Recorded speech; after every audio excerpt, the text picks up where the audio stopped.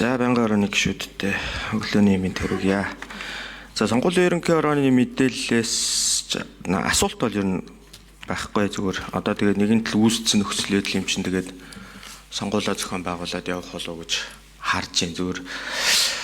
Энэ за ардсан нийгэмч хилжээд бид ч одоо 9 удаагийн улсын хурлын болон орон нутгийн сонгуулийг янз бүрийн тогтолцоогоор зохион байгуулсан зүгээр энэ дотроос ингээд үзэхэд өнөөдөр одоо жишээлбэл энэ мэдээлэл дотор энэ хууль хоорондын уялдаагүйгээс болоод энэ татвар төлөгчдийн мөнгөөр ингээд дахиж сонгуул хийх гэж байгаа асуудлууд нь 50% нэж байгаа байхгүй.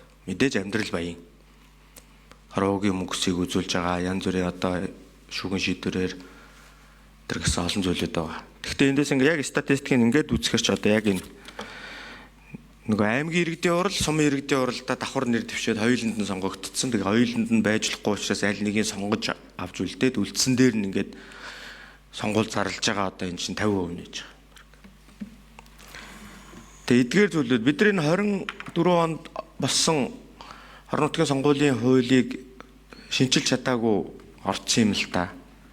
Тэгээ одоо энэ орон нутагт чинь бол яг бодит байдал дээрээ тэгэл улс төрийн намаас өөр улс төрийн нам руу орох янз бүрийн байдлаар тэрний цаана одоо албан тушаалын хүртэл тохиролцоо хийх гэдэр гэсэн зүйлүүд бодиттойгоор явж идэг. Энэ дээр одоо энэ хуулийн ажлын хэсгээ эртхэн байгуулад асуудлаа ярмаар байгаа. Дараагийн асуудал нь энэ сумын иргэдийн уралд чи ер нь одоо яг нэг үгэлэхэд хамгийн олон ах トゥ хамаатан сайдтай сонгогдсон шүү дээ. Тэгээ тэн дотроос одоо яг бас сумынхаа хурлын дарга засаг дарга хийчих боломж олцоотой хүмүүс нэг цөөхөн. Цаашид ер нь сумд чинь бас энэ нутгийн өдөртөх ёсыг бол дэмжих хэрэгтэй. Гэхдээ сумд одоо яг ийм сонгуул явуулдаг энэ улс төрчлөлтийн асуудлыг бууруулахгүй бол хамгийн их улс төрчдийн газар бол орон нутаг байдаг шин. Хангалттай. Тэгэхээр сонгуулийн хороо ер нь одоо та сая хэллээ сонгуульд өгчлөө, улсын хурл орон нутгийн сонгуульд өгчлөө ч гэж хэлж байгаа шиг байна. Тэгэхээр ер нь заавал энэ их хурл гэдгээс хамааралгүйгээр ер нь одоо энэ шинжлэх ухааны үндэстэй олон талт судалгаануудыг бол одоо хийж байгаа байх гэж би найдаж байгаа. Тэгээд тэрийгээ бидэнд танилцуулаад ийм байна. Ер нь ийм нөхцөл байдлаар явахгүй болохгүй байна. Бид бол хөдөө орон нутаг янз бүрийн байдлаар ажиллаж байгаа учраас яг болж байгаа процесс нөхцөл байдлыг бол газар дээр нь юу болоод байгааг бид нар маш сайн мэдээлэлтэй байгаа. Маш сайн мэдээлэлтэй.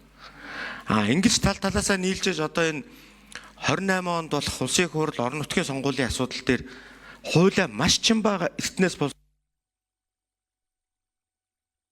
За 1 минут тодруулга.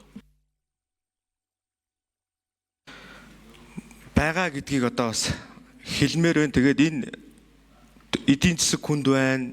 Өнөөдөр энэ тэтгэвэр ахмадын тэтгэвэр энэ төрийн албаагч багш эмчнэрийн цалингийн асуудал гээл нөхцөл байдал хүнд байхад дээр нь бид нэр энэ үндсэндээ нөхөн сонгуульд ингэж 800 гаруй сая төгрөг зарцуулна гэдэг бол нэг ёсондоо шулуух байлгэд үрдэнгүү зардлах байхгүй юу.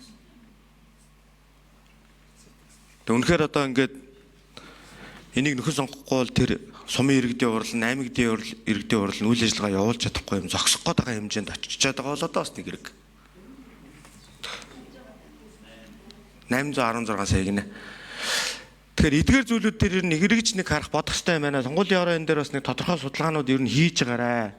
Хэдүүлэн хамтраад энэ дээрээ сууцхан шүү гэдгийг би бас саналын байдлаар хэлье. За үг хэллээ.